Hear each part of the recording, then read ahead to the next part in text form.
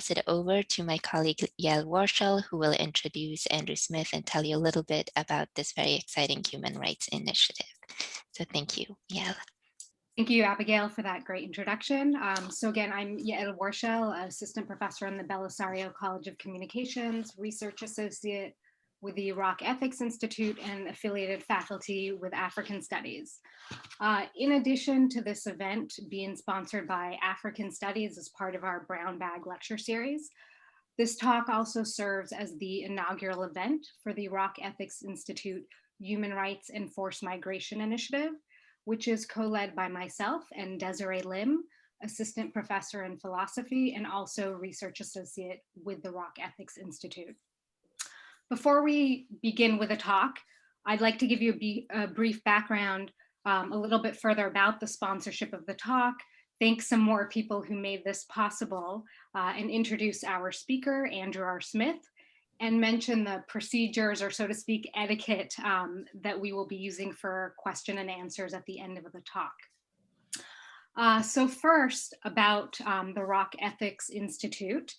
As part of an effort to promote ethical literacy at Penn State, the Institute initiated a number of years ago a series of cluster hires, recruiting faculty who are jointly hired in the Institute and across departments throughout the university.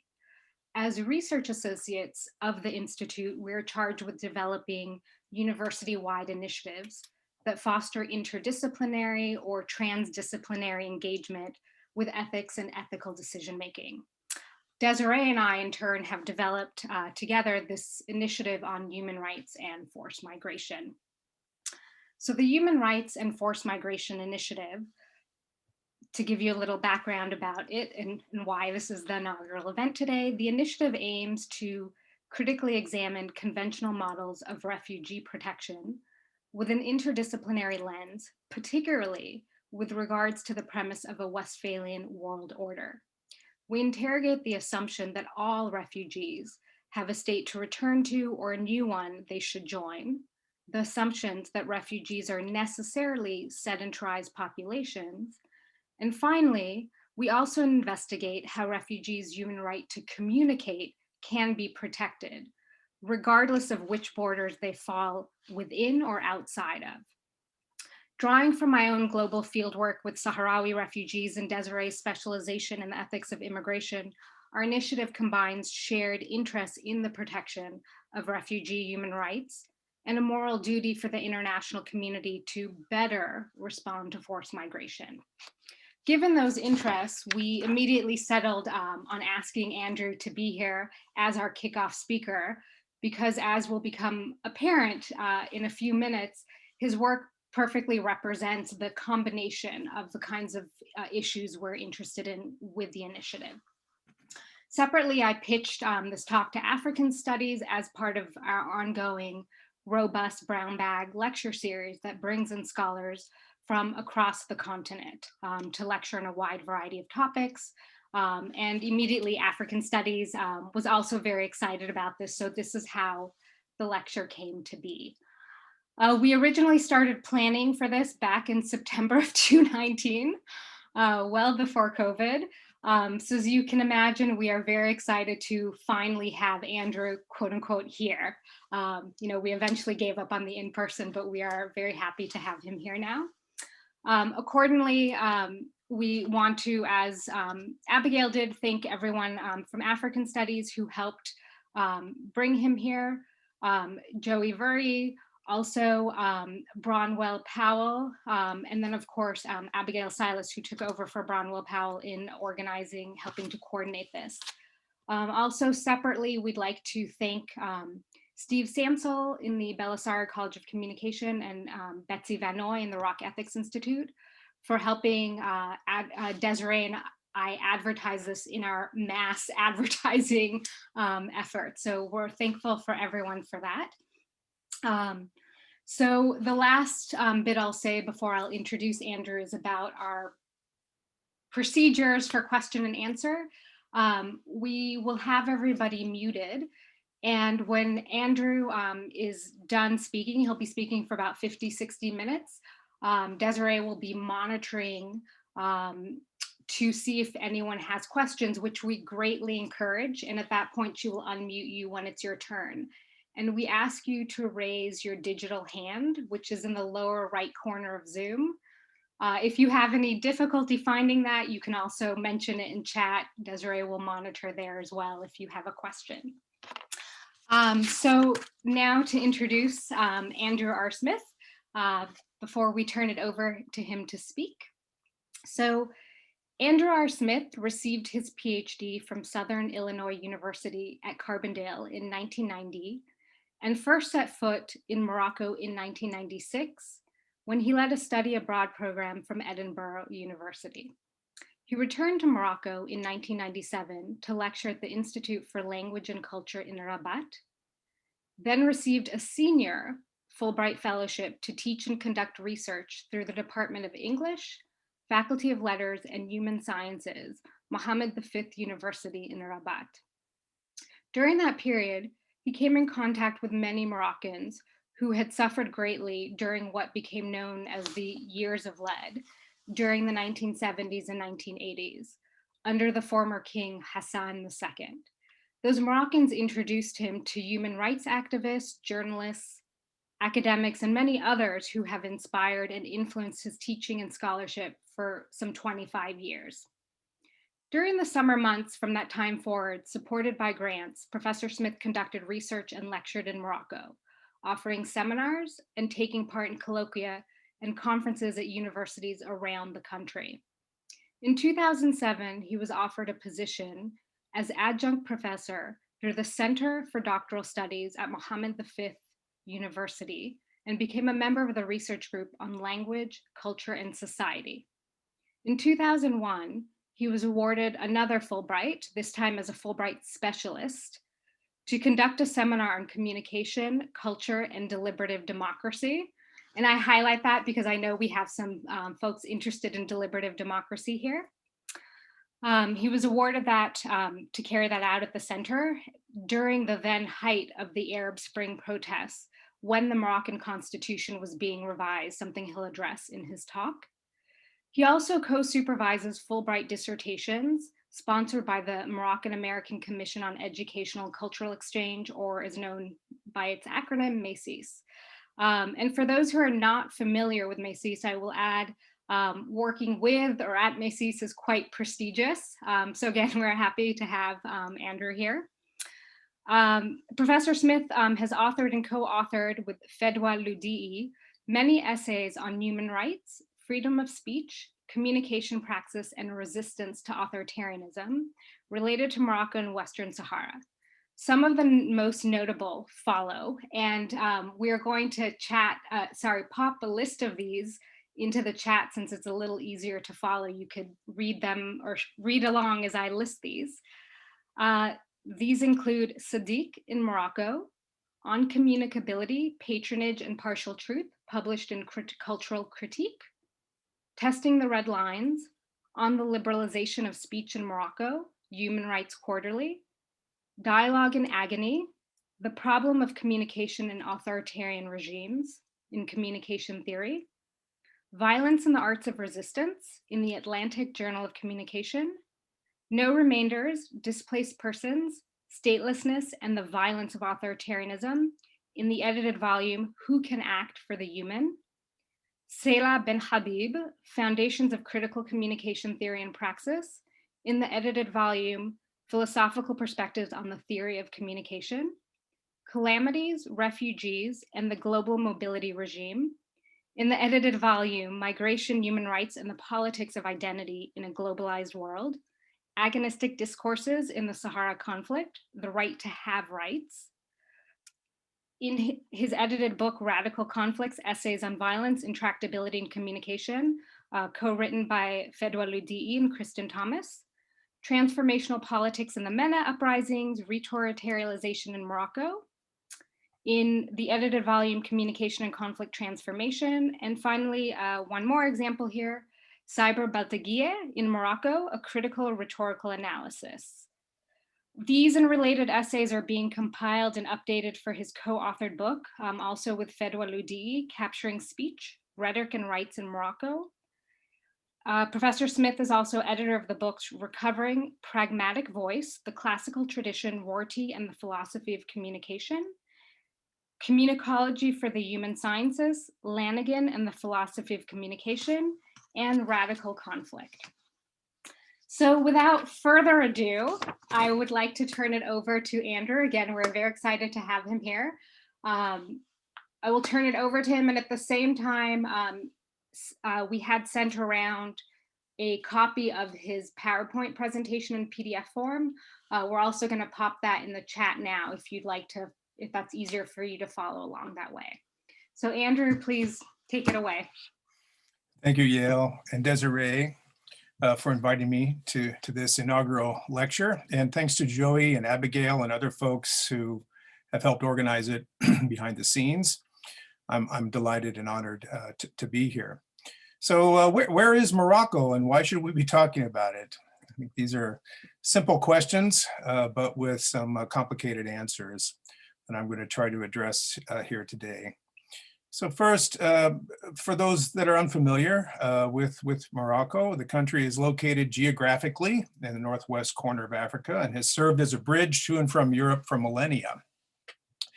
The Moroccan Empire once extended into southern Spain in a region known as Andalusia, and the nationalist vision of Greater Morocco draws from this history of empire and includes all of Mauritania down to the Senegal River and big chunks of Algeria and Mali into the Sahara. Some want Andalusia back. All Moroccans want Melilla and Ceuta, or the Spanish term is Ceuta, two cities in the north of Morocco along the Mediterranean Sea that are still occupied by Spain. In the late 19th century, Spain colonized the northern and far southern coastal areas of the country, and France established its larger protectorate between these two sites in 1912. So figure one is, kind of the Greater Morocco idea, kind of the irredentist notion. Figure two marks out the colonial divisions. And this was originally published by Jacob Mundy, and in one of his publications, he's given me permission to reproduce here. So Morocco was the last country to be colonized in Africa by the European powers and the first to gain independence in 1956. The Spanish occupied and ruled the Western Sahara in the far south until Franco's death in 1975, when an Arab Sahrawi independence movement known as the Polisario Front forced Spain to extricate itself from the region entirely. And when that happened, Morocco moved in from the north through the infamous Green March, orchestrated by the king, Hassan II, while Mauritania encroached from the south, both staking irredentist claims to the territory, which became designated by the United Nations as non-self-governing Western Sahara. Hassan II brought his case before the International Court of Justice, in fact, and this is in The Hague in 1975, claiming that the Saharan tribes had expressed fealty to the Moroccan Sultan prior to Spanish colonization. However, there were ambiguities in the evidence, and so the advisory board, after 2 years of deliberation, stated, and I quote, "Materials and information presented to it, the ICJ, do not establish any tie of territorial sovereignty between the territory of Western Sahara and the Kingdom of Morocco or the Mauritanian entity. Thus, the court has not found legal ties of such a nature as might affect the application of Resolution 1514 in the decolonization of Western Sahara, and in particular, of the principal self-determination to the free and genuine expression of the will of the peoples of the territory," end quote. And so from 1975 to 1991, Morocco and Mauritania on two different fronts fought a series of wars with the Polisario Front, who pushed Mauritania back, but Morocco, with the help of US advisors, artillery, and air power, keep in mind this is during the Cold War, Polisario Front was considered a Marxist organization, drove the fighters, the Polisario fighters, back into the desert, and many refugees ended up settling in the area of Tindouf in Algeria. Morocco has since occupied and developed the largest portion of the region, which you can see from figure 3 in the handout. And the Polisario occupy a thin slice of land down the eastern border with Algeria and Mauritania, and in Tindouf in Algeria, where there's approximately now, the last I heard, around 100,000 refugees still. So the internationally recognized borders of Morocco are in figure 4. And the official map displayed in Morocco, and keep in mind that the other maps that were shown of Morocco with the border on Western Sahara are illegal to display in Morocco. So there's an official map in Morocco, and that's illustrated in figure 5. And then, Sorry, Andrew, would you like us to show these individual slides on the screen as you're going, apart from it having been downloaded? So people can't see them? Okay. No, so we can share them if you like as you go. Can you see them? No, I've shared figure 4 right now. Oh, I see. Okay, you're going to share them. Great. That's fine. Yeah, absolutely. Okay. Sorry. But wait a minute. I lost my text when you did that. Hold on. Okay, go ahead.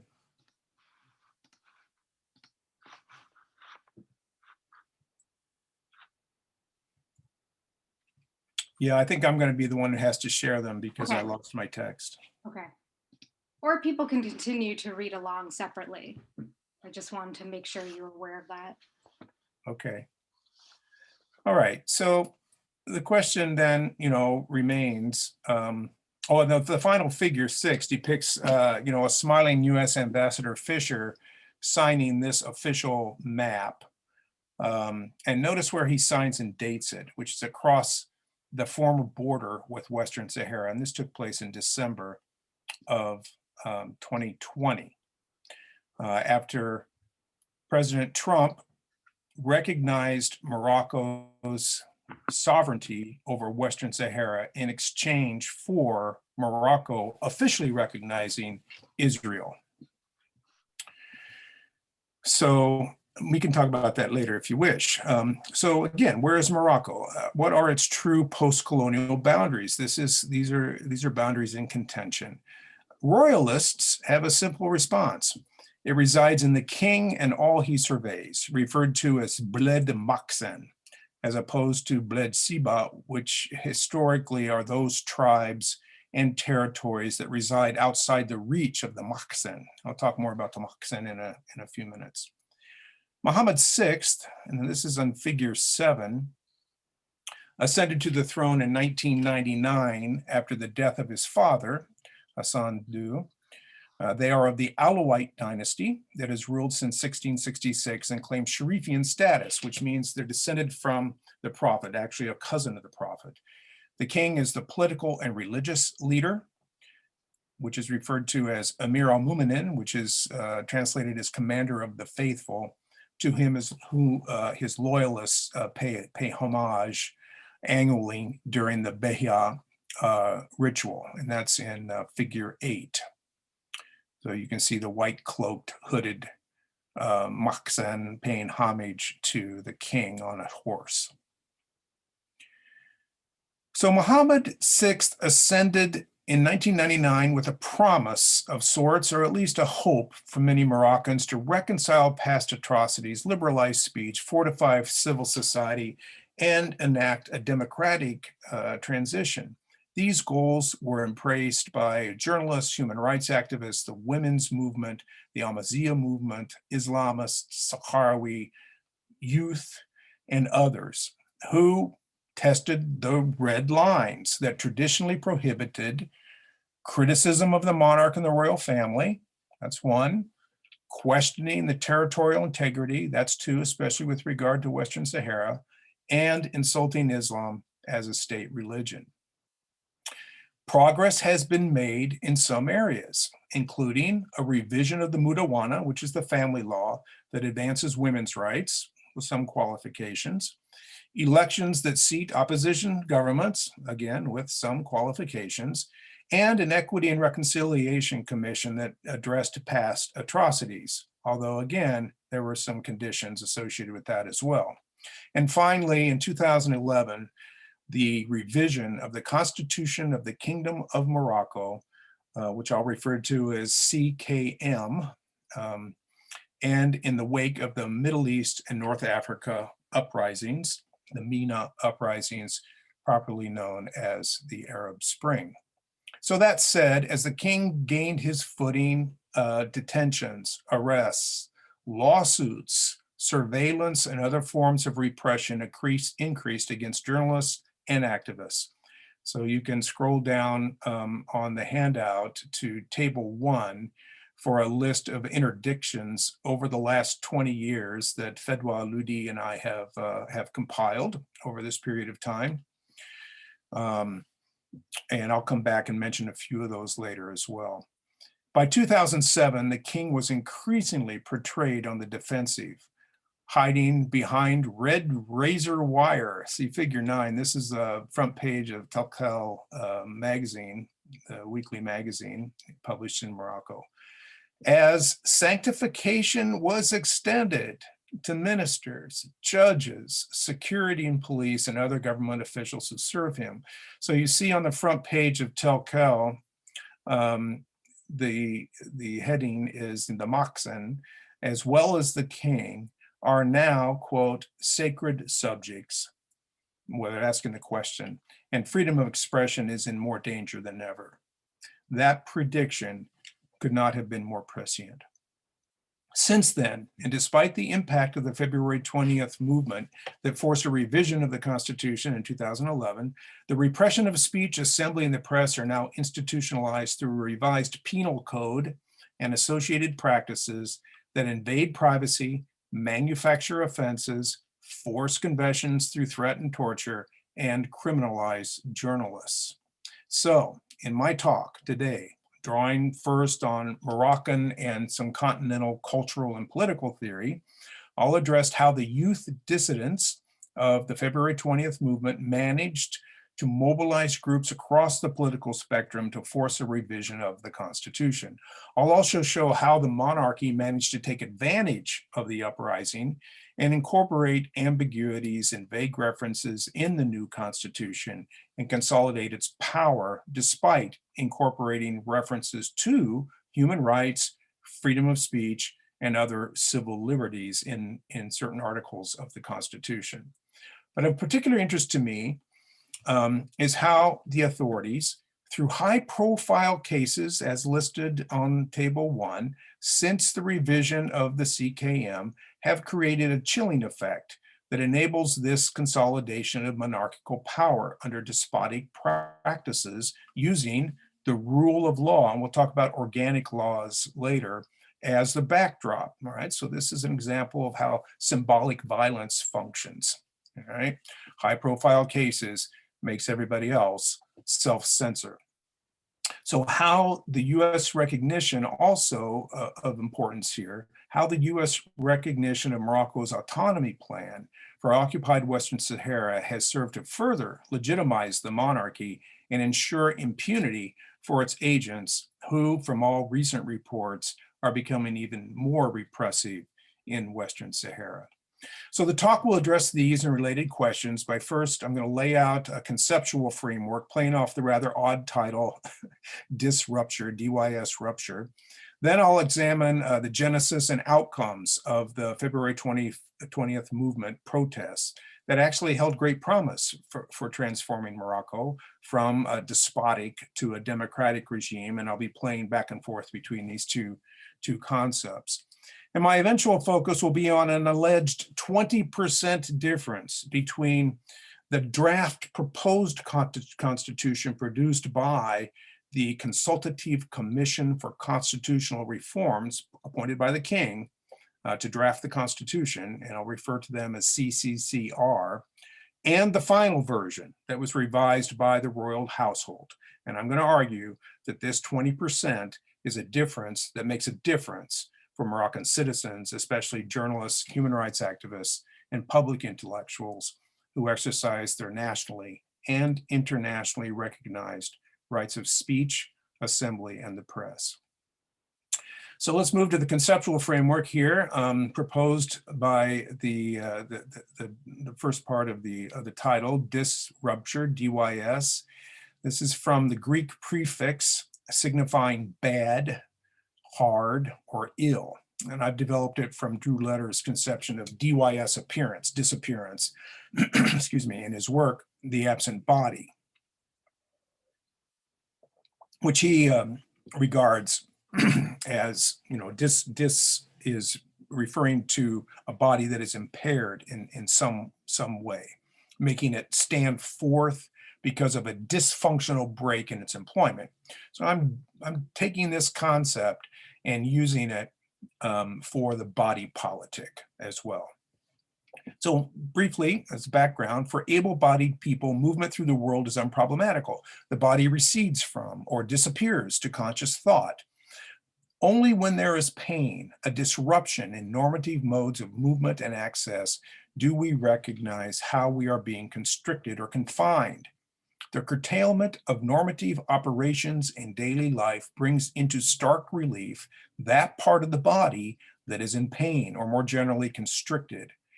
We then objectify that part of our corporeality, investigate it, evaluate, seek alternative paths through or against that which disrupts. So for Letter, there's two kinds of DYS appearance.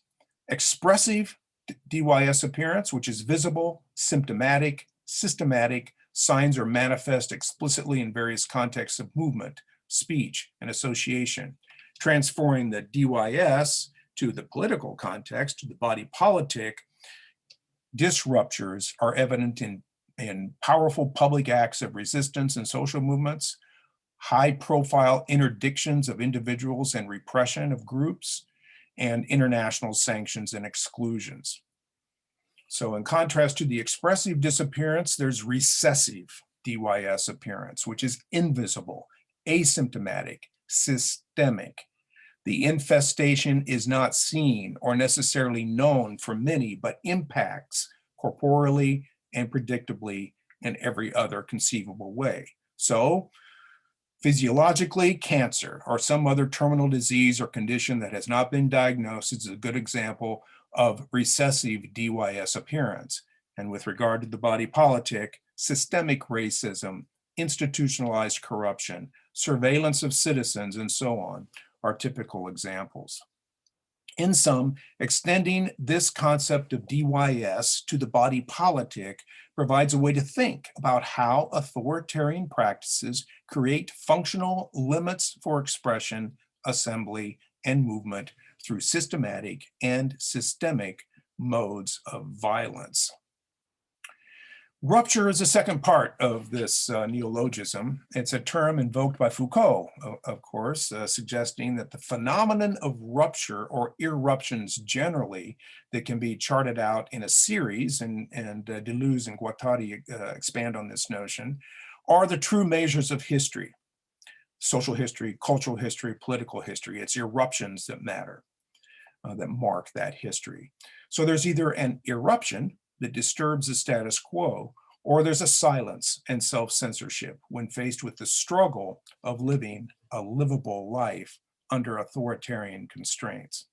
Ironically, it would seem, it is the authorities' fear of public discourse that is tantamount, because it is through discourse that irruptions take place and trouble, or threaten to trouble, or overthrow entirely the status quo the authorities continue to structure to prevent exposure and continue to rule without being contested internally or externally.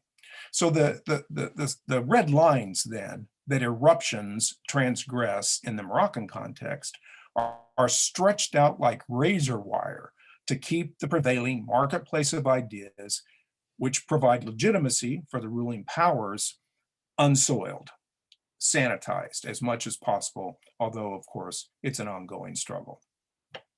For the ruling authority then, and when I say ruling authority with regard to Morocco, it's the Maqsen, chaos would be unleashed without these red lines and enforcing the limits of these red lines.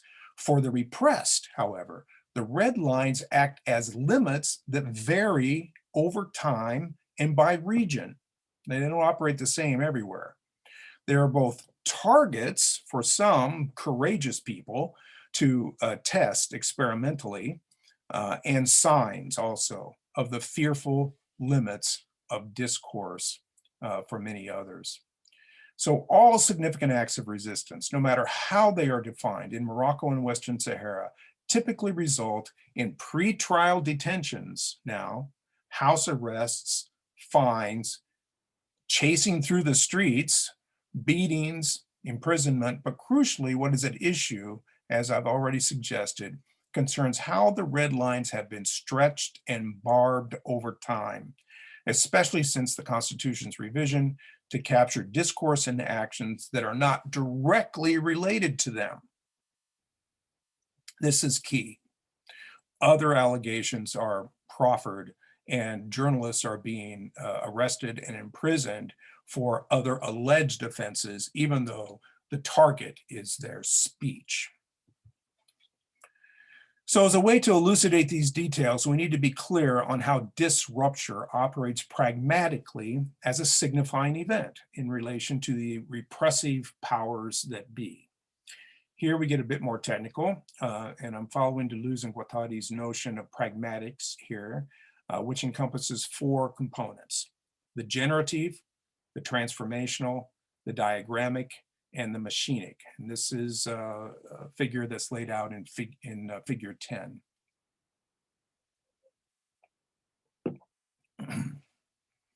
So briefly, the generative involves affective drives in a pre-signifying realm, such as the mix of outrage and hope that overcame fear and spread like a contagion during the Middle East and North Africa uprisings throughout the Arab Spring. A transformational pragmatics is more profound because it draws from the generative to form a radically new political genre, what Deleuze and Guattari referred to as a semiotic, a new semiotic, figured through novel and experimental recombinations of signs. And this is illustrated in the counter-signifying mandates of the youth movements in MENA countries that spread like a contagion to other parts of the world. The consequences of this kind of radical transformations vary, as we have witnessed historically and contemporarily. There are no models or geometric blueprints that can be simply applied. There are no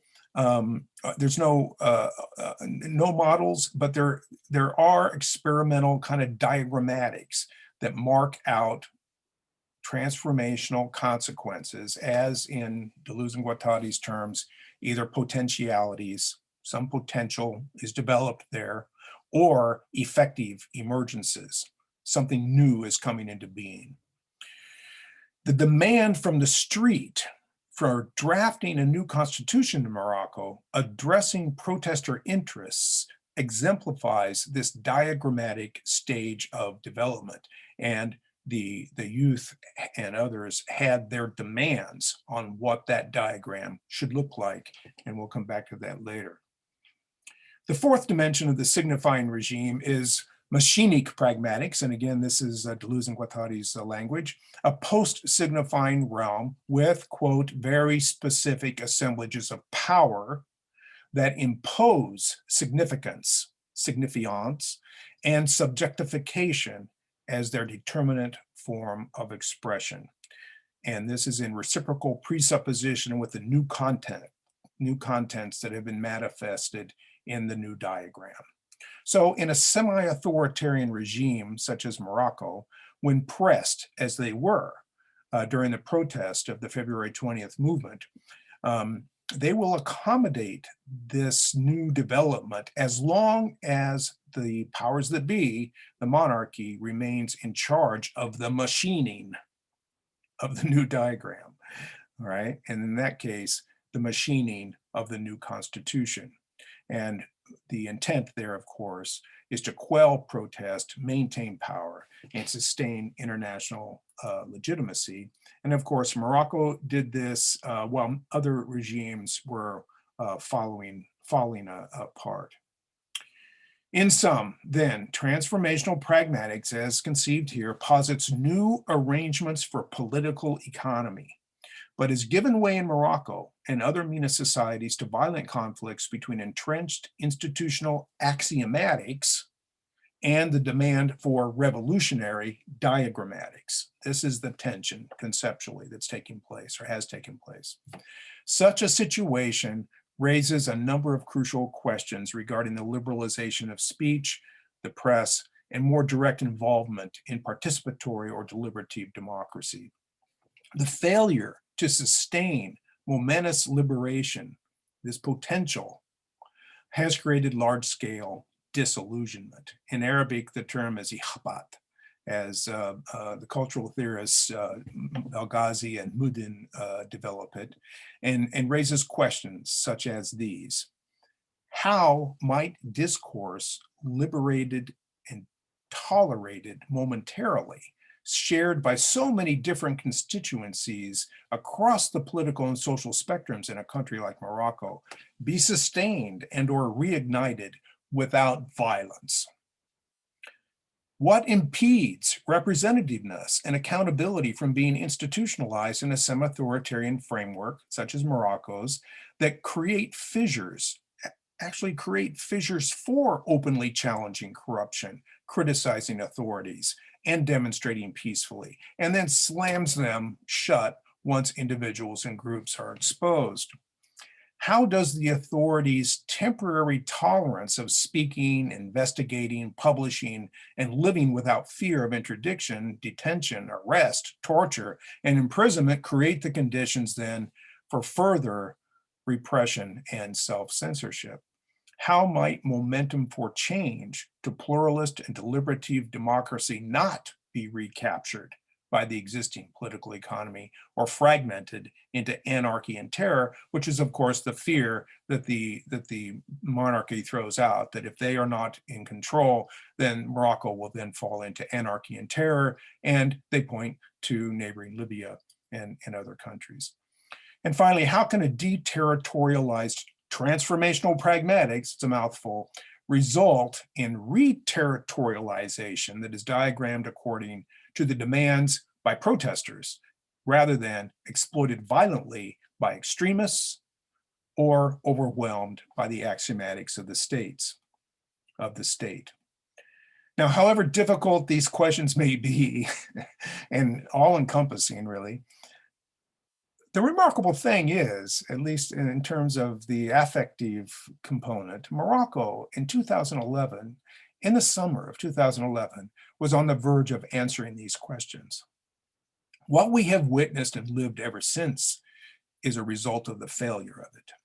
Before attempting to kind of lay out how this has happened, I want to focus more on how these protests emerged culturally, with an acknowledgement that basic needs for food, work, freedom from fear, the end of corruption, and other matters were certainly at the heart of it.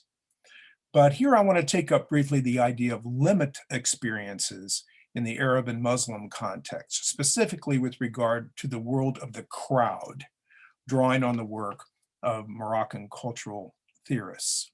Two that I've already mentioned, Belghazi and Mudin, and also Said Greywood, particularly these three. So, limit experiences of everyday life are associated historically and most poignantly with colonialism and its aftermath that enabled nationalist authoritarian regimes to become entrenched and ultimately supported by the European powers that originally oppressed them. Hence, the citizenry of many MENA countries came to doubt the promises of modernity. The French Islamic scholar, ethnographer, and sociologist Jacques Berck, who lived for many years in the high Atlas Mountains of Morocco with an Amazigh or Berber tribe. Berber is the pejorative reference to the Amazigh, and so hereafter I will say Amazigh. The Amazigh tribe referenced this issue in a post-colonial anxiety about modernity with regard to Arab and Muslim cultures as qalq, which is a worrisome. It's a resonance that manifests out of what is referred to as wijdan, translated roughly as existential vibration that's found in Arabic literature. So Graywood and Belghazi, two Moroccan cultural theorists, put it this way.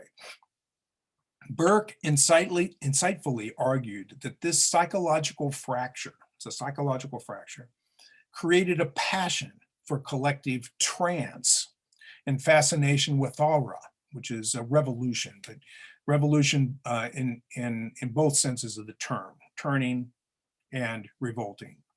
So this longing for collective trance finds an outlet in everyday spatial practices where body proxemics, noise, song, music, and smoke, as in the souks, streets, hookah cafes, and the old Medinas in Morocco, Tunisia, Jordan, and elsewhere, create an elevating, intoxicating tapestry wherein subjectivities simultaneously acknowledge and transcend material limitations of corporeal reality and immerse in this ethereal ecstasy of the crowd. The Egyptian word for this crowdedness is zukma, and it's roughly translated as frustration. So Graywood and Belghazi are laying this out, not just in and of itself, but to show how, to the extent that the crowd, so conceived, is transformed pragmatically from an amorphous mass of trance and dance into a purposeful assemblage. It becomes a war machine, a metamorphosis of the pack, again referring to Deleuze and Guattari. So such identification brings together diverse sorts of people. And once one submits to the crowd, embodying the crowd's operative intentionality and motility, one cannot remove oneself from it easily, given deeply interwoven ties of affect and desire with and for others. What that connection with others, Moroccans referred to as kabda, which is liver. So they're connected by the liver rather than the heart, okay, by the stomach, by the gut. Conversely, we should think of a formation of the state, following again Graywood and Belghazi here, in a broad sense, recognizing that the state continually forms itself and in fact needs these kinds of nomadic incursions to enable it to function more efficiently and extensively, which speaks to why occasionally there is an opening up and determining who and where issues may arise. So it appears that the only way to continue to work in the face of such a harsh reality is to become a moving target, part of the crowd that moves quickly in irregular or rhizomatic ways through intricate social and mediated webs of relation, which is what we saw manifest during the MENA uprisings, and both in the street and in cyberspace. Dispersing, laying low, reformulating, attacking discursively, investigating, exposing, making the unexpected move, burning through borders. And for Arabs and Muslims, as Graywood and Belghazi elaborated, it's expressed by this one term, kharig. All right, so although the notion of the rhizome has been applied critically in many ways, I conceive it here as the network that situates kharig, that is the burning through borders, burning through the red lines, as a revolutionary praxis. The rhizome, as we understand it, grows and spreads laterally, multidimensionally, underground, putting up shoots that work to link, to connect, and it expresses the way that persons, materials, information, mappings, commands, warnings, tactics spread communicatively within and between counter-signifying publics, burning through boundaries. So Graywood puts it this way: kharig is primarily, this is a quote, about transgression and the implosion of borders. It's about navigation, displacement, and estrangement. At the same time as it implodes borders, it also sets off an interaction process between social space and virtual habit, local geographies and global networks, and begins the conversation on identity, subjectivity, and power relations. So Zainab Tefeki, who some of you may be familiar with, she is a regular contributor to the op-ed page in the New York Times, actually, and other publications in the United States. She argues that the capacity, she's Turkish, she argues that the capacity that protesters demonstrate in uprisings for quick assemblage, movement, and stealth ultimately was their downfall. It became a weakness to the extent that they were not grounded in established organizational or institutional forms that could respond effectively over the long term to police actions and large-scale royal state interventions. Even though there were civil society organizations and dissidents from the 1970s and 1980s who were advising many of the protesters in the February 20th movement, those who had lived through the years of lead. So although the result has been a general disillusionment, ihabat, it is important to recognize how the movement emerged so vociferously in the first place, and more poignantly in the case of Morocco, how it has been re-territorialized by the powerful and cunning royal state. So here I'll refer you to Table 2, which illustrates the differences between the logics and the practices of the royal state apparatus and that of the nomadic, which arguably the protesters were very much a part of and could be defined by this nomadic identity as Deleuze and Guattari develop it. And I go into much more detail of this in publications that are cited at the bottom of the page. Note also that the wavy line between the royal and the nomadic represents what in Arabic is referred to as the barzakh. And that you can roughly be translated as a kind of dynamic appositions, whereby neither can be defined except in terms of the other.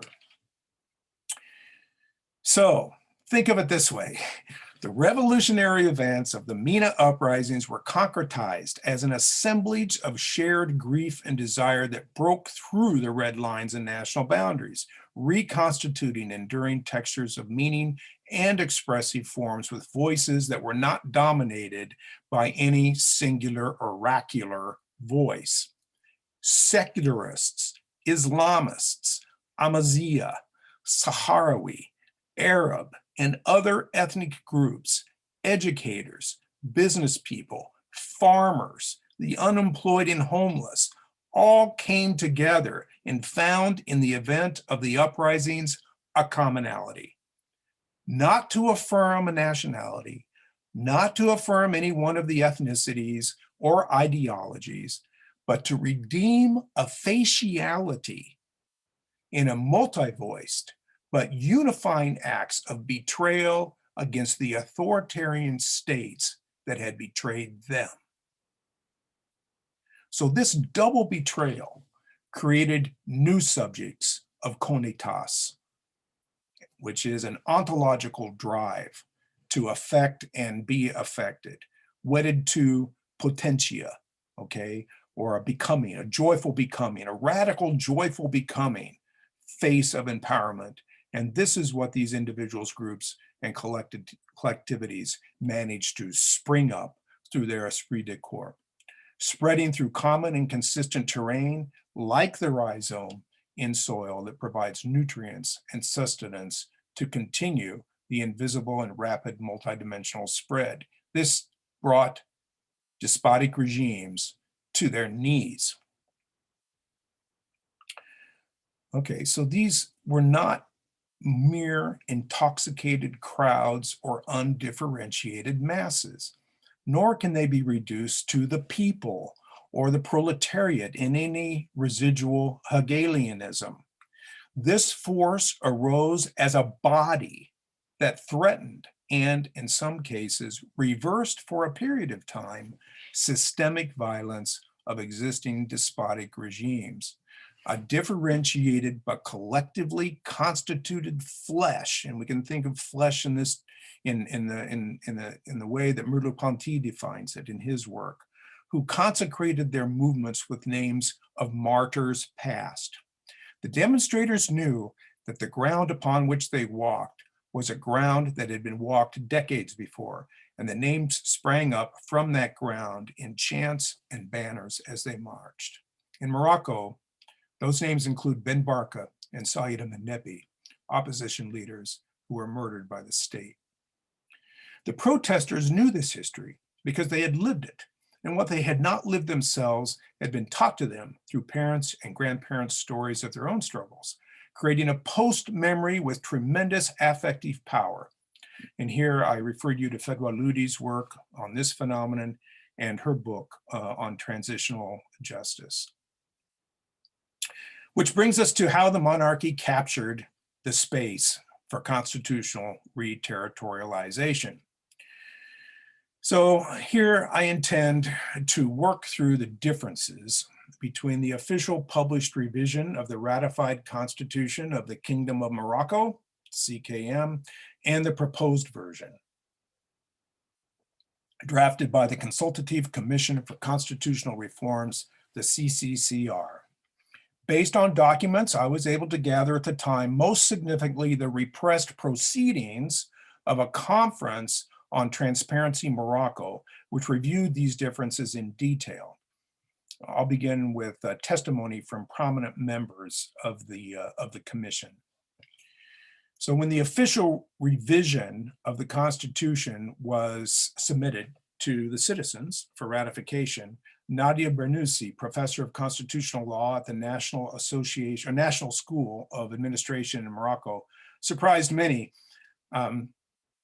when she publicly specified that 20% of the draft constitution had been changed after it had been submitted to the king's close advisor, but she did not elaborate in public what that 20% was.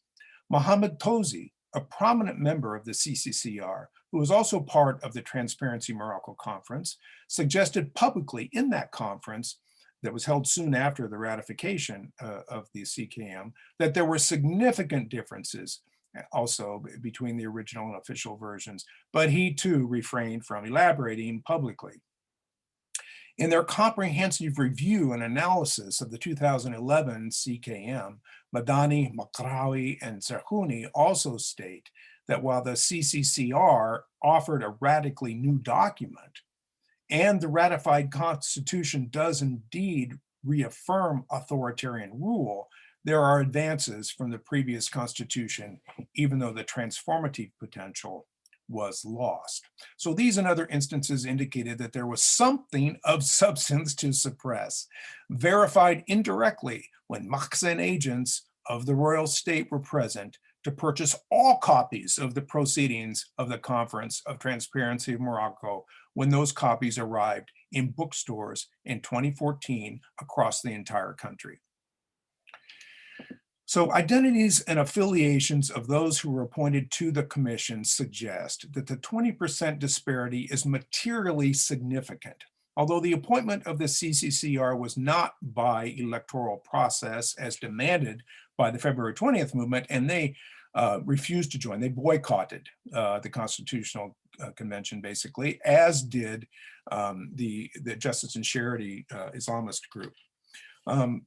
Still, half of those the king appointed to the commission were militants during, or activists during the years of lead. Several had served long prison terms and are now constitutional scholars and academics.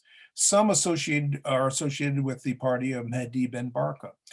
The martyrs whose names were uttered and images held high in the February 20th movement demonstrations had been these academics, these constitutional scholars, friends, colleagues, and mentors.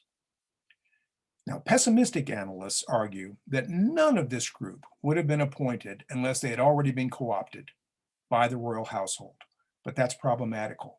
The other half of the commission, according to one source, were products of Moroccans, but they were independent. Many were independent thinkers among them, and many civic involvements, and active in civil society.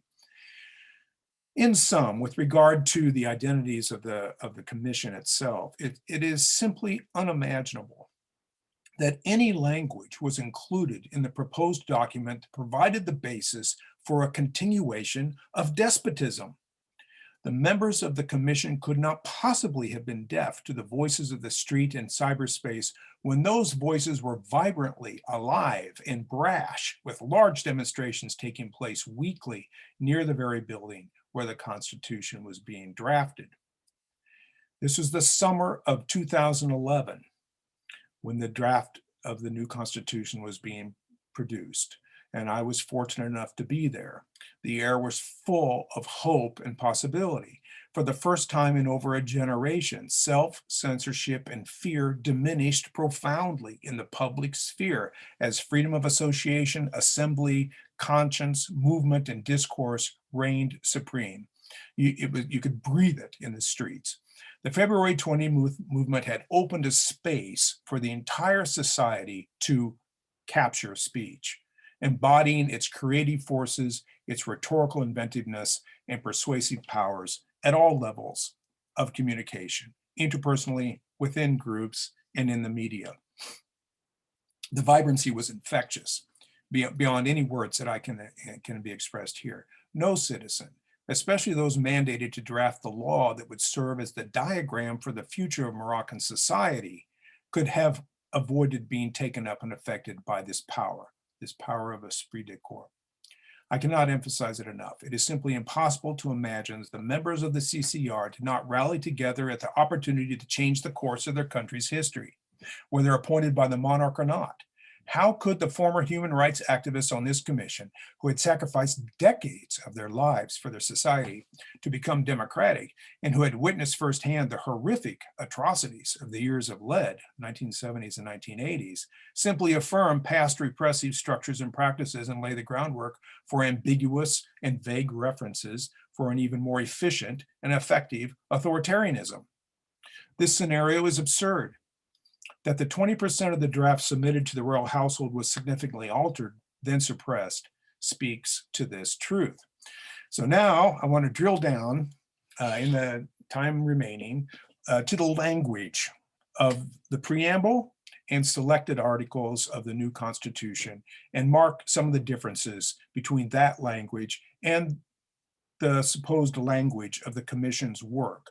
And also February 20th demands, which were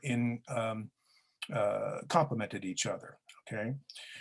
So the official CKM preamble begins with reference to Morocco as a, quote, sovereign Muslim state, unified nationally and in its territorial integrity.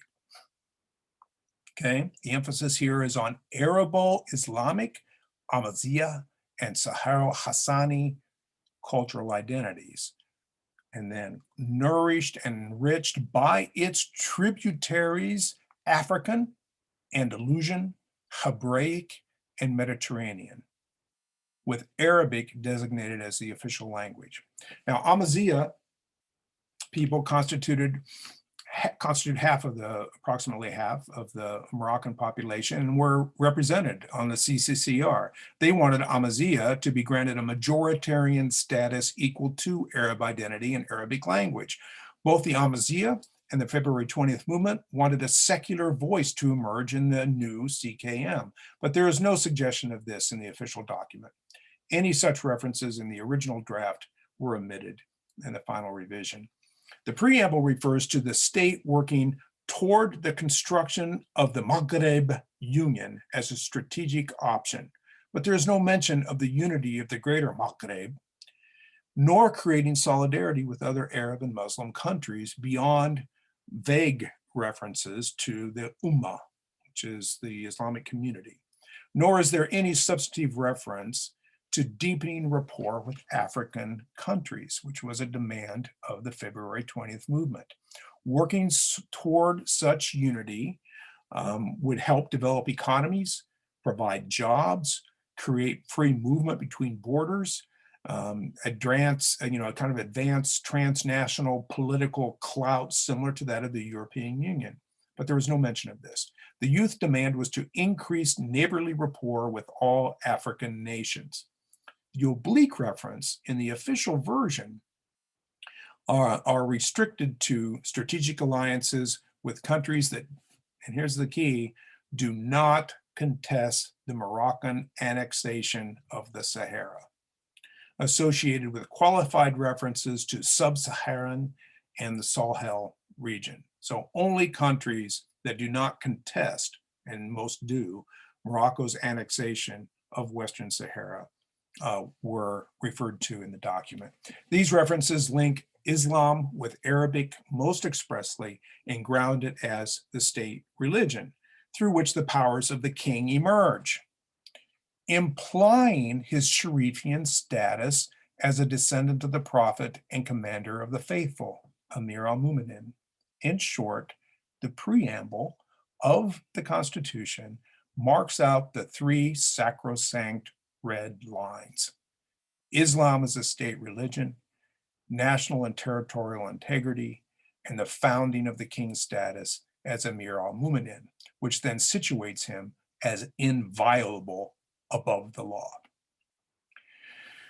So with regard to the salient articles that run counter to the February 20th movement's demands, Article 1 of the Constitution states that Morocco is a constitutional monarchy, democratic, parliamentary, and social. However, the protesters demanded a democratic and parliamentary monarchy, so defined, founded on the separation and equilibrium of powers between the royal household as executive, the parliament, and the judiciary. Although the official version refers to separation and equilibrium, it also mentions collaboration, okay? Collaboration with the powers that be, which connotes that the parliament can do nothing of significance without consulting the royal household, while the royal household need not consult the head of government equally or reciprocally to achieve equilibrium. The inclusion of collaboration creates ambiguity and vagueness, which benefits the monarchy.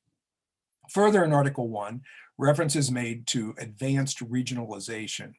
And this is a program that marks Mohammed VI's rhetoric over many years, but there is nothing about the movement's, February 20th movement's primary demands, which are decentralized territorial organization in regional councils that are representative of the people, with power equal to the provincial governors who serve the king.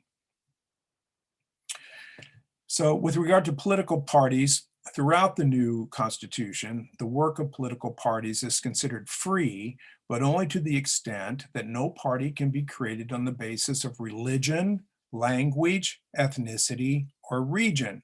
In reality, the Justice and Development Party, PJD, is known by all as the moderate Islamist party whose members show fealty to the king as commander of the faithful. PJD won the post-2011 election and was allowed to take power in parliament for a time. They controlled parliament, selected ministries, and the king's party was relegated to the primary opposition. The irony is not lost on any Moroccan. By allowing PJD to take power, the monarchy accomplished three objectives for its initial re-territorialization strategy. One, the banned Islamist Justice and Charity Party, Al-Adwa al-Hassan, which boycotted the referendum and was the largest and best organized Islamist group that was initially associated with the February 20th movement, withdrew from the street, weakening the movement irreparably. Second, by granting the moderate Islamists power, a branch of power, the monarchy intercepted and redirected the winds of change, affecting momentum so that the royal palace could take control of the emerging diagrammatics according to its own axiomatics. And three, the Islamist government became another instrument of repression, with rancor primarily against those who violate the moral code, serving as a mask for the Moroccans.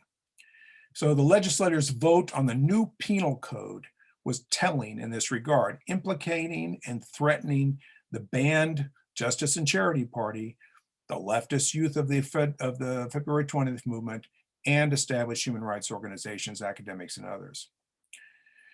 So another issue that was raised in the Constitution is the rights of Moroccans who live overseas. Many of these have had their lands confiscated, especially those who have lived in exile.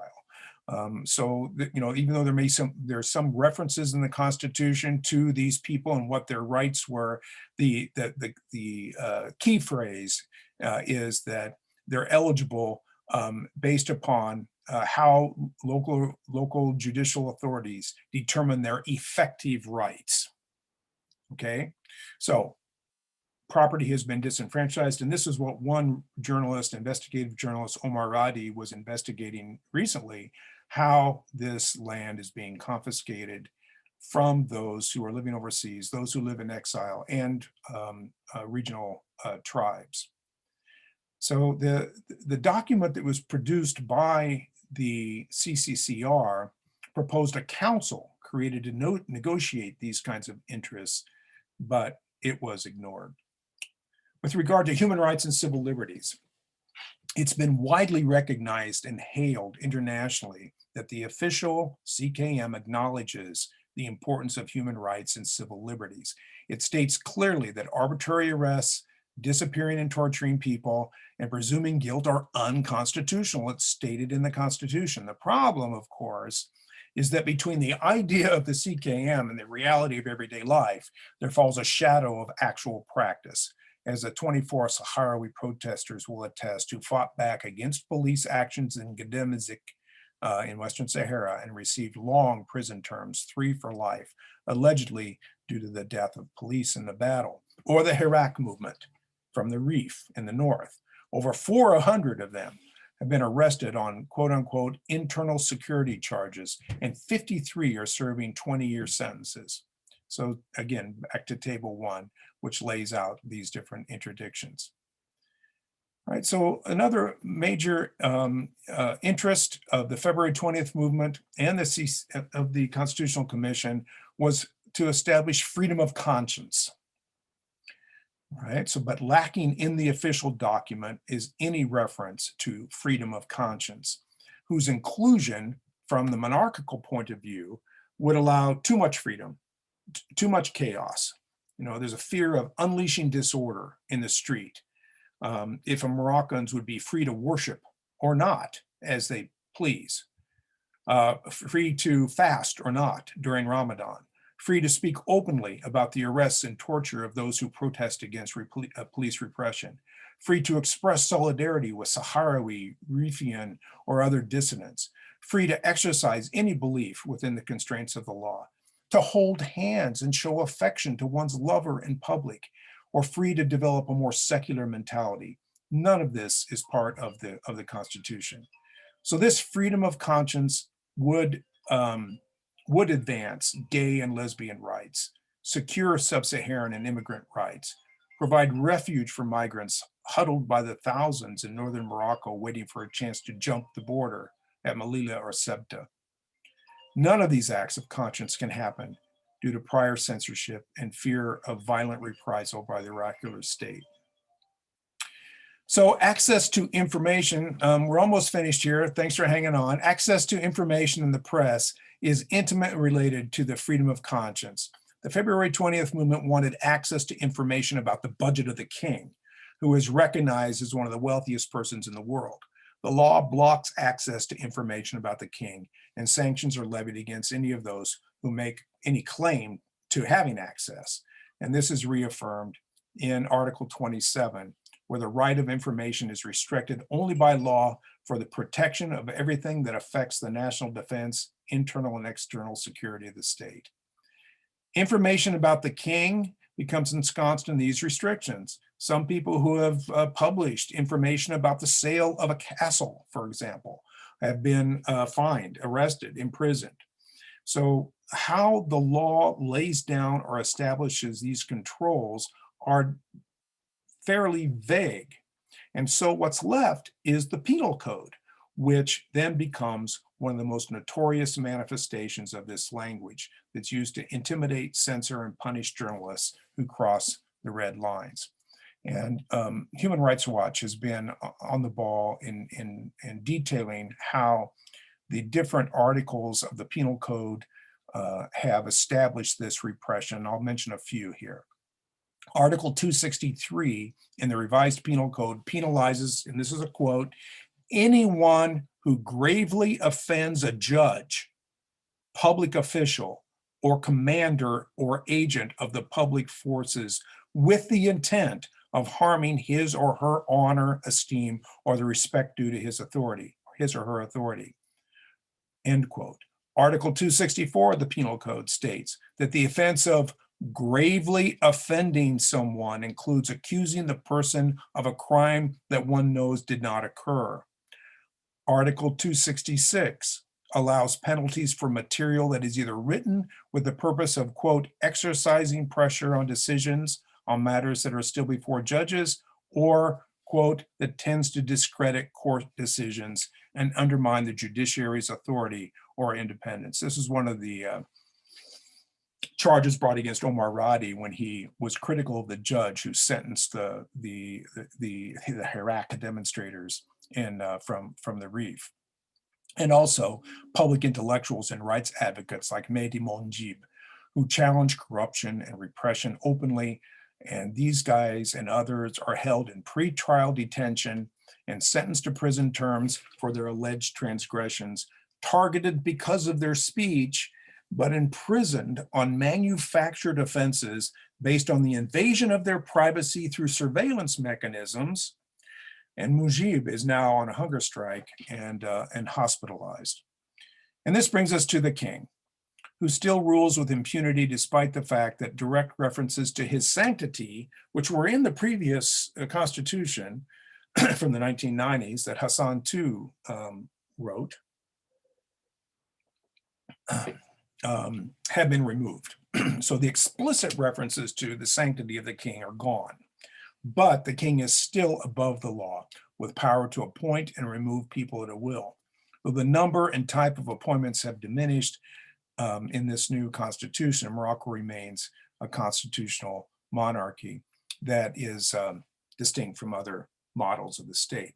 So Madani, one of the Qarawi and Zakawi, these people who have done a detailed analysis of the new constitution with reference back to the draft, state this: the king has not relinquished any of his prerogatives and will continue to have veto power over all major decisions.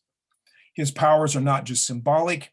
Even if Article 6 of the Constitution speaks of the law as a supreme expression and will of the nation and declares that all physical or moral persons, including the public powers, are equal before it and held to submit themselves to it, it does not necessarily put the king under any legal constraints, because in reality, the whole architecture of the new constitution gives the monarch a supreme position without accountability. Again, Human Rights Watch has attempted to hold the monarchy accountable in a number of these cases, a number of these interdictions, but it's a foreign organization. And it's been accused of fostering disloyalty and acts of conspiracy against Moroccan citizen subjects, and its activities have been curtailed on the ground in Morocco over the years. All right, so one last bit here before I conclude, and this refers to what organic laws are. And this is really key in order to sustain the repressive apparatus as it has been developed since the new constitution. So theoretically, organic laws are meant to complement the constitution by defending more rights. However, they can and do have quite the opposite effect by limiting those rights. To the extent that the law is strategic, only the king can provide an interpretation or make appointments. And to the extent that the parliament does not act on organic laws, then the judiciary will de facto determine how these laws are implemented. The CKM presumes the judiciary is independent, when in fact it's only independent from protests against it. It's not independent. And this is another quote.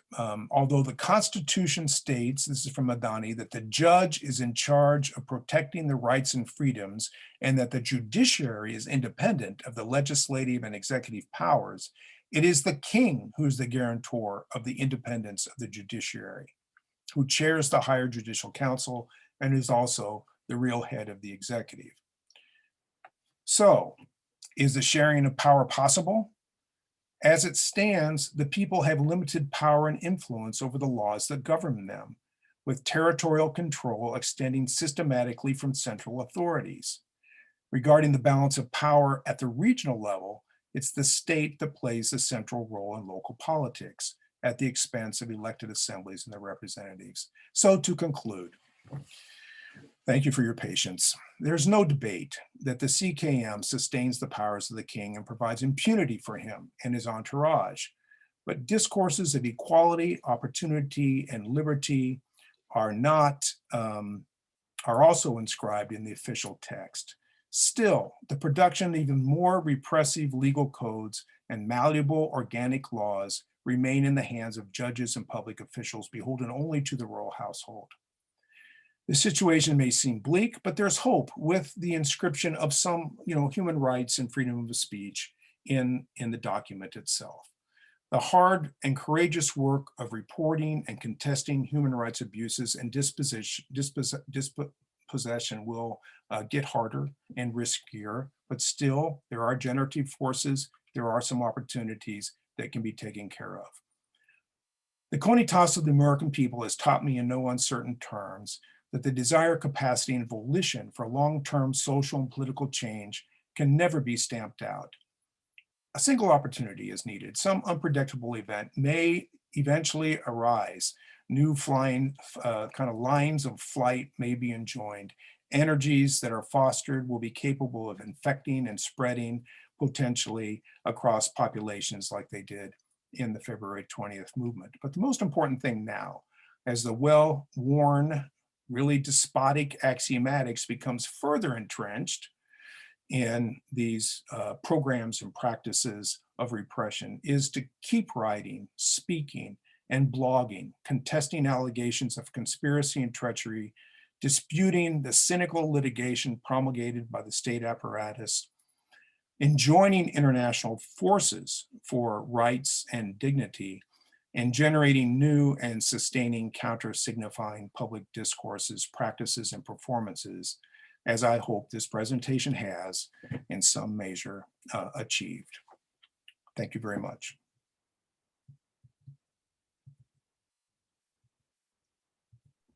Yeah, so thank you so much, Andrew, for that talk. I learned so much from it, and I'm sure the audience has as well.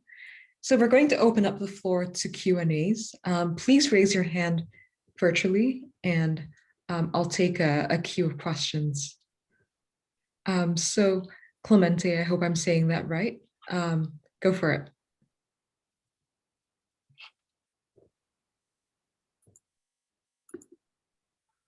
Okay, thanks so much, Andrew, for that insightful talk. Very, very interesting.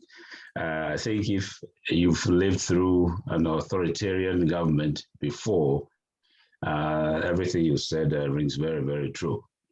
And my question, I have two short questions. One is, what is you said that the sanctity of the monarchy has been removed. What's the public attitude towards the monarchy now based on the oppressive measures? And I'm sure that the people know that those oppressive measures are coming from the monarchy.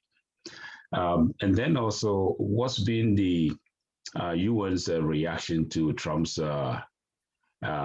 decision to recognize that repressive regime? And the short one is, the third one is, did Israel have any role in Trump's decision? Okay, well, first, the Moroccan public is quite fragmented along many different parties and interests. They have a dozen parties in the legislature. And in order to serve and to be effective, you have to show fealty to the king. So, there's in the parliament and the judiciary and many other organizations, centrist types of organizations, there's expressed support. But there are many, many groups, many of which I've mentioned, who, continue to contest or self-censor based upon these high-profile arrests that are taking place. With regard to Western Sahara, and Yale, feel free to jump in here since you are an expert there. The Trumpian move was was kind of a part of a deal. I mean, this was at the last minute when the monarch, King Mohammed VI, said, okay, I will officially recognize Israel if the United States officially recognizes the Western Sahara, okay? And, the irony there, of course, is that for decades, unofficially, Morocco and Israel have had diplomatic relationships and have worked with each other extensively. I saw this kind of as a way for Trump to throw a shoe into the works for Biden, because they don't really know how to deal with this now. The Secretary of State, Blinken, they haven't addressed it publicly yet. But the rest of the world doesn't recognize Western Sahara as part of Morocco. I think there's ambiguity within Morocco with regard to this. And there's a lot of Moroccans who might oppose other things, but they also have a historical sense and want the Sahara to be part of Morocco, while others are very much in support of the Saharan dissidents. Your third question was, I'm not really sure. There's a lot of more open trade and exchange of information and technology and many other things between Israel and Morocco that weren't there before. So that's one of the benefits that Morocco is reaping.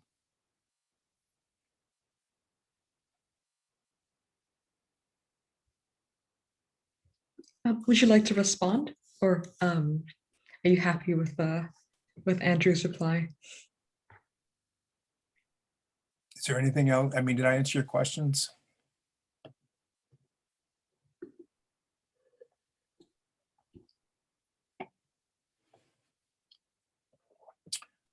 Okay, any other questions?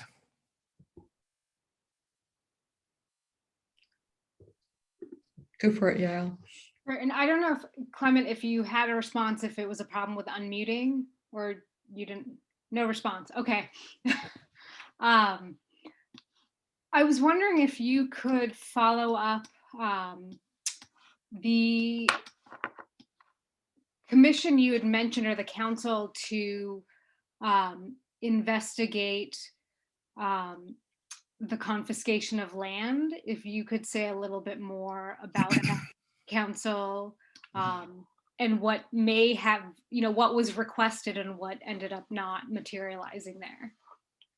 Well, as I understand it, Omar Radi, well, first of all, of course, he angered the authorities he followed the Hirak trials in the north and the Riffians and criticized the judges. So he became a problem there. But most recently, and he was interviewed recently on Democracy Now!, by the way, before he was put in prison, and he talks about his work, his investigative work, showing how vast tracts of land in southern Morocco, especially, are being bought by the state at pennies, dirhams, and then because a lot of these poor people and tribes, they need whatever they can get, and then the land is being sold to developers for high profits. Okay, and then so that's one thing that he was investigating, and the other thing that he was investigating, I mean, that he called dispossession, is the disposition of lands of Moroccans who live overseas, and especially those who are in exile. So his expose of these practices is what brought the authorities to him, and they infiltrated his phone through spyware, as you and I have talked about, and found other questionable things, like his trip to the Netherlands, his visiting the Dutch embassy, and so on, and then a relationship with a woman. And so they brought up charges of rape and treason against him. And the evidence is all manufactured. So they also invaded his father's phone to try to get more detail. So it's an example of how they don't want the reputation of being attacking speech, because that will affect their reputation internationally. So they trump up these other charges through surreptitious means of invading privacy. Thanks. So if there's nobody else, I'll jump in with my question. Thanks again, Andrew, for the talk. So I guess I had a couple more abstract questions about the issue. And so you mentioned the term deliberative democracy quite a few times, and that really caught my attention because I love that stuff. And I wondered if you meant it in a more formal sense, in that you think that the ideal would be for the territory to eventually implement some kind of formal structure of deliberative democracy. Or did you mean it more informally, in the sense of just allowing for more public deliberation and having that influence how things go in the region? Okay, yeah, that's a good question. I guess kind of two prongs on that. One of the main reasons that Morocco is considered a semi-authoritarian regime is that it allows civil society organizations to flourish. All right, so there's a lot of deliberative discourse taking place in the informal public sphere through civil society, non-governmental organizations, educational institutions, academics, and so on. That continues. In the formal sphere, of course, Parliament deliberates, and there is a coordination and consultation with the monarchy.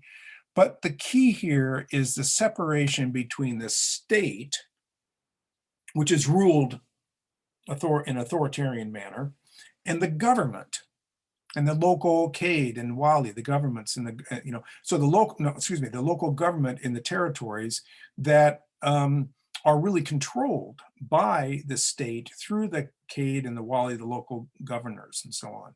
So the state has its tentacles in all government structures. All right, so there's this distinction between the state and the government. The government can deliberate all they want, but if the state doesn't want what they are deliberating about, they'll just veto it. So this is one of the key things that was demanded of the movement, February 20th movement, and the Constitutional Commission, was that there were actual deliberative bodies in the provinces, right, throughout Morocco, that had power, that had influence, equal to the state. Okay, and that's the kind of deliberative democracy that the protesters and the commission were trying to structure within the document that was basically rejected. So the state still controls everything, even though, yeah, there's a lot of deliberation going on, and whether or not it matters is going to be purely based upon the Cade, the Wali, the authoritarian state, and so on. Yeah, thank you. That's very helpful. So we're past, I think, the official ending time for the talk, but Andrew, I think you mentioned that you're happy to keep speaking. So I'm happy to answer any other questions people have, best as I can.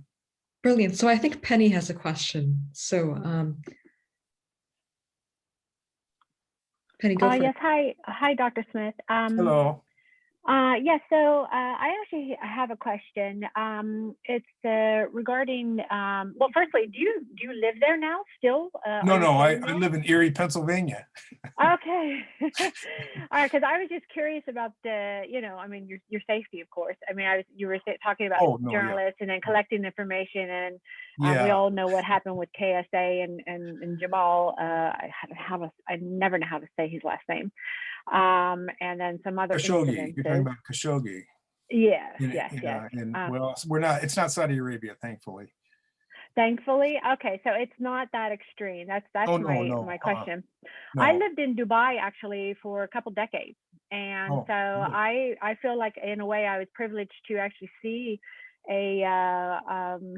well, it was a city, then evolved into the country, becoming so let's say economically sustainable, and it actually maintained that, right? So I mean, Mhm. obviously you can have an oasis in the middle of um, you know just I guess a consistent conflict and so forth, right? So Mhm. I mean, because of that, I mean, you have to almost look at it as a model to maybe adapt to and maybe adopt.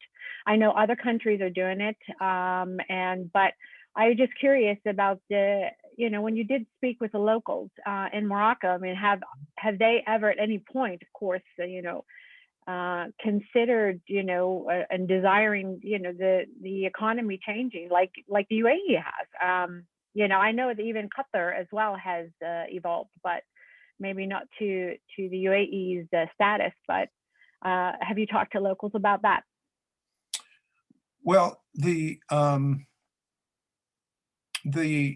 locals are, I mean, the people that I know well are people who survived the years of lead, okay, the 1970s, 1980s, closer to my age, that generation. Those journalists and those activists and those militants who survived, who got out of prison, assumed very prominent roles in society. I mean, in effect, Hassan too locked up the intelligentsia of that generation for 10 to 15 years, and most of them got out in the 80s, mid 80s. Those are the people that I know. I mean, I've interviewed government officials and others who are part of the different rights organizations, and they're very, very active. They're very active in promoting human rights and doing good work, trying to contest these kinds of this overreach from the state. The youth also have worked their way into that, and I have direct and indirect connections with a number of the youth organizers of the February 20th movement, primarily through my students there. So it's an active, vibrant, informal discourse in Morocco. I mean, I'm completely, when I'm there, I'm completely filled with the energy of these people, because a lot is at stake in what they have to say and what they do. But nothing can happen in a real transformative way as long as these strictures and structures that I've reviewed here are in place, and that the Maksen, the police, and the Interior Ministry folks, they act with impunity. They have no accountability whatsoever. So any voice that emerges above the din that really tries to expose the illegitimacy of the powers that be gets squashed. So the discourse is vibrant, but it only reaches certain strata of society. And if you cross the line, recently a Duzem 2M reporter, which is a mainstream state media agency, was fired and was living in exile for crossing the line. Simple things, even mentioning the name Western Sahara is against the law. So if that slips out, you're in trouble. So there's no model. I don't think, I think I'm answering your question. There's no model that can be imposed from the outside every state is different. You know, look what happened in Egypt, right? Yeah. I mean, they're in worse shape than they were. Yeah, they're in worse shape. They're in They're worse in shape. worse Yeah. shape. And Tunisia, you know, great hope there in Tunisia, but now, you know, they're kind of backsliding a little bit too. Libya's total anarchy. You know, look at what happened in Syria. And look at Kuwait. Kuwait, their government keeps dismantling and build it up, dismantling and build it up. Yeah. Yeah. So I think that any development, any transformative development has to happen internally, you know, and probably people at this point are looking beyond the current king. You know, well, we got a Hassan III coming soon, Hassan III. You know, how it's still authoritarian. It's got the semi in front of it, but the question becomes, how diminished is that semi? Yeah. You know, that prefix, and increasingly it seems that there is not sufficient international pressure on the monarchy to stop the kind of repression of journalists and rights activists and so on. We'll see if the Biden administration steps up, but you know, they seem to be preoccupied with other things. I'm sure that Morocco and Western Sahara are pretty low on their list. Right. Yeah. Right now, but it's, you know, France supports Morocco without question. Yeah. You know, Spain, you know, is a little ambiguous, but ambiguous enough that, you know, Morocco does what it wishes. Of course, there's tension in the north with the Rif and Melilla and Ceuta that are occupied by Spain. So I just don't think any model from exterior can be implied. Can be adopted. There was an attempt at that. I mean, that's the draft constitution demonstrated that there was an attempt to bring in. Yeah, because if they build up their economy, if they provide, you know, opportunities, you know, you can really just change the whole model. I think is for even the attitudes of the people. You know, they have hope. Well, the king has really made an effort, to his credit, to create more infrastructure. You know, they've provided a lot of construction jobs. There are efforts. They've done a lot of development in the Sahara. They've put more billions of dirham into the Sahara than they have in the country itself. I mean, this is one of the complaints, you know, because of the resources that are there, and you know, literally concretizing the attachment to it. But I mean, there's development of various kinds. Fisheries are big. There's industry. There's a lot of farming. There's export. And there's Is there a lot of FDI in the Western Sahara? A lot of what? I'm sorry. Foreign investment. There's a lot of foreign investment. Well, you know, there's disputes of the fishing grounds, for example. But there's oil companies, you know, foreign oil companies that are doing, you know, drilling and assessing the reserves. And of course, the big thing is phosphates. So you know, it's the largest deposit of phosphates in the world, which are exported for fertilizer and so on. So the you know, that all is at play. Okay. Thank you. Yeah, Andrew, I was just going to add that I think the distinction you made between the state and the government is a very, very rich one. I have to say I did not think of it that way, because to me, the government is effectively the representatives of the state. And while there might be a state that's continuous over time, that's more or less different from how the government is today, they are, you know, tracking each other. But I think in the example that you gave, it's quite clear to me that there is that conceptual separation. And I was also going to say that I don't know how much you've looked into this, but I think there are lots of parallels between Morocco and Singapore, where I'm originally from. Oh yeah. It's pretty alarming how similar they are. Yeah. Well, you can chew gum in Morocco. I'm sorry, that was a bad joke. That's very interesting. Yeah, I think that I have not really looked at that comparison, but that would be something very interesting to look at. Certainly, it's a semi-authoritarian state in Singapore. Would you characterize it as that? I think it's outright authoritarian. Yeah, okay, They don't really bother qualifying the semi bit. okay. But there is What some about, is civil society active? I mean, are there extremely, NGOs and, well, yeah, very. But as you said, there's only so much that actually penetrates the actual state discourse, even though it is flourishing on the ground on social media, especially. yeah, I Yeah, think that was one of the things that was, I think, especially troubling, because there were all of these civil society organizations, non-governmental organizations, and so on the ground in Morocco. Many folks who were advising the February 20th movement, I know these people, and they were active, but they were in the background, you know. So even despite that, there were not sufficient institutional and organizational structures to really build a counter, right? I guess I'll put it this way: to counter the final ratification of the Constitution. And when the Constitution was ratified, I was there, and police were everywhere. You know, just it was like, you know, bees have been released into the streets. You couldn't go anywhere, and they were hovering around voting booths, and I mean, the presence of the authority was so powerful during the ratification of the Constitution, and the way that it was played rhetorically, you know, it was ratified. So, I mean, there was that instant, and it was lost. So, I don't see it coming back for a while,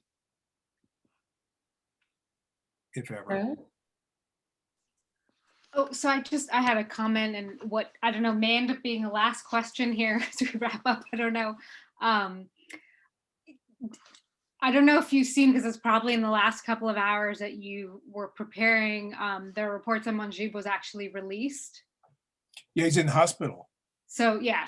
He's on a hunger strike in the hospital. Yeah, I saw that just before the talk. Yeah. Okay. Yeah, but because he's been on hunger strike for a month. Yeah. Yeah. So they call it a temporary release. Yeah. Yeah. Yeah, I know Monjib. Okay. He's a great guy. And he really puts himself out there. I mean, he's out there laying in the ground, you know, on the ground. I mean, he's getting beaten. He's been pushed around. I mean, so we've been really concerned about him. And now, you know, I mean, he's hospitalized, assuming they're giving him life-sustaining, you know, intravenous feeds or whatever. I mean, Saïda Menebi, who, by the way, is Fedwa's aunt, her mother's sister, died of a hunger strike, but they didn't try to revive her at all. They put her in the hospital and then guarded the door, and nobody could get to her, and she died.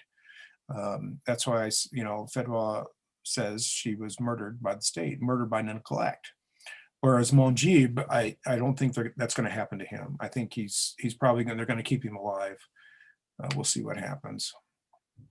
It's very concerning. Yeah. Yeah, absolutely. I had, I guess, one last more totally abstract question. And so I don't want to, I say at the risk of making you repeat your whole lecture, but I don't want to do that. It's maybe if you can restate, when I'm looking at your table 3, page 16, the 2 different public spheres. Is there, and again, I don't want you to repeat your whole lecture, but is there, so it might be restating this in a different way, if you were advising someone, like a policy person, on how to make those 2 public spheres engage in dialogue with one another, what would you say? Well, they do, you know, in different ways. They are different genres, okay? So I think of it in that sense. They're different genre. You can't translate one into the other. You know, they have a completely different set. We see this here too, you know? I mean, the systemic racism in the United States, the informal public sphere has been, you know, alit for a long time. In Morocco, the line is harder, I believe, for obvious reasons, but I don't know, it's, you know, the state needs that energy to sustain itself. okay? And the informal public sphere needs the royal state, if you will, for its purpose. So there, there's kind of a paradox in a way. In some sense, they need each other to sustain the level of discourse that they're engaged in, while at the same time they're in opposition to each other. And this is very typical of any intractable conflict, right? But there's always a hierarchy involved in that intractable conflict, like Morocco. Morocco has benefited from the stalemate with Western Sahara for how many years now? 30, 40 years? So the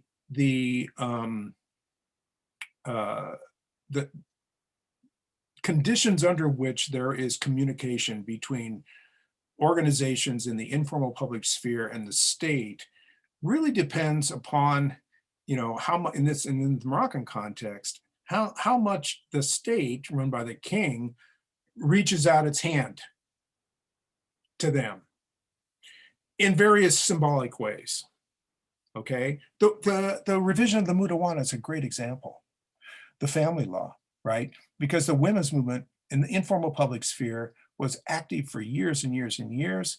And finally, in 2003, the king, based upon the pressure from the women's movement and from and really that was the socialist government of alterance was in power at that point. So, he reached out across that line, but he had to give something to the Islamists at the same time, right? And that was continuing polygamy.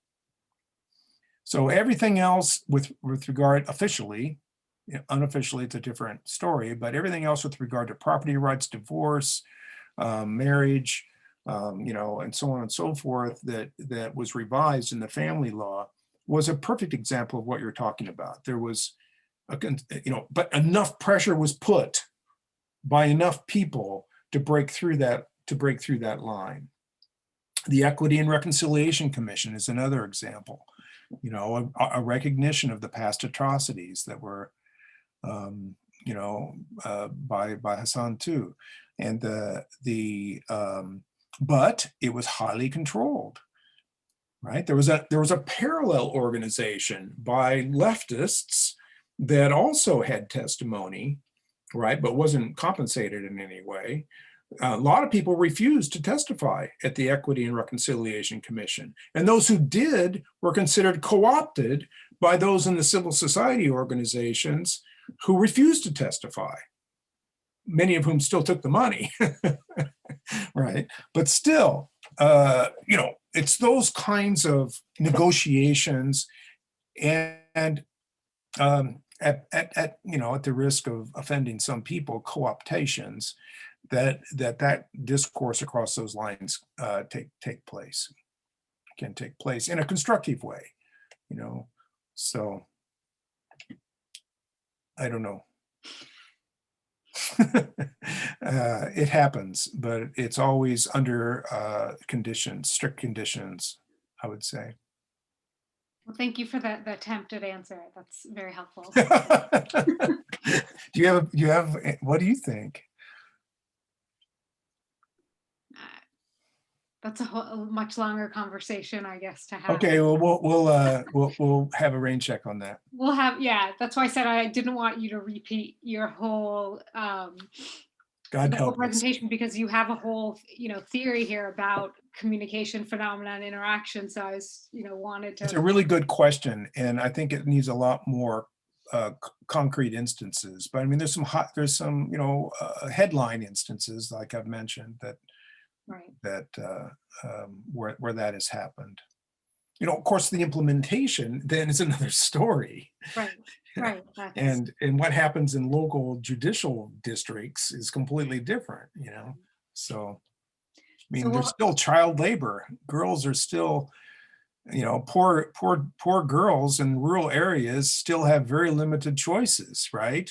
You're either sold to a family for indentured servitude as a maid, or you work in a textile factory, a sweatshop, at age 14 or 15, or you become a prostitute. I mean, there's a lot of, you know, the education ends for a lot of these girls.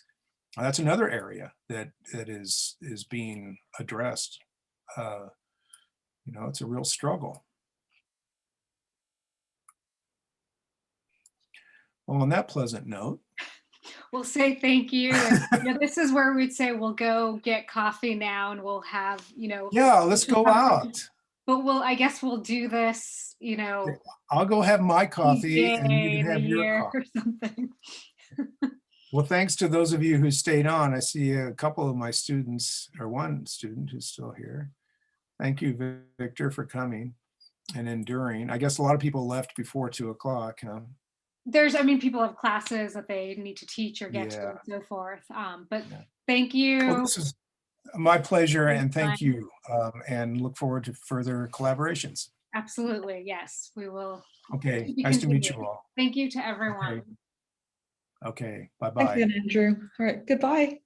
Bye-bye.